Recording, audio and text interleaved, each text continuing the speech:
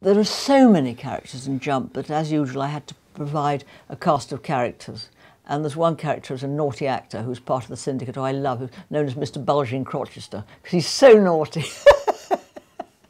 and there are lots of characters. I'm not going to say anybody's based on anybody because I don't want a libel suit, really. And obviously bits of people, because I met all these great trainers and all these great owners and all these great horses. Horses, a lot of horses' characteristics are based on real horses. But, I have a girl jockey who's very brave. There's a lot of characters in the book come from the previous books. I mean, Rupert Campbell-Black, my sort of star character, he's a very, very powerful owner trainer. He's right up top of everybody, and he floats around being a nuisance and irritating people and being bossy.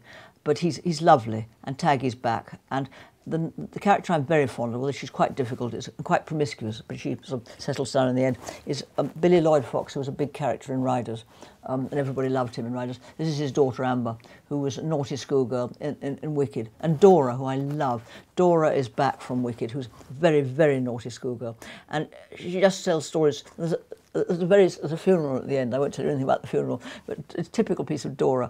A very unsuitable couple walk up the aisle, and Dora terribly wants to ring the press, but she feels too sad, so she doesn't ring the press. But she's a complete danger. Every time anybody behaves badly, she rings the press up. So there are lots of naughty schoolgirls in it, but nobody's really based on anybody. It's just they're all made up, really. Well, I think I love him as a hero. It's terribly important for a heroine to fall in love with her heroes, and I was having great trouble finding somebody to fall in love with. But Valent, my hero in this, is short for Valentine, and he gets very fed up because on Valentine's Day he gets lots of coloured cards and hopes they're from women and they're actually birthday cards. And he's an ex-football player. He's a goalkeeper. Who's become because he sees gaps in the market.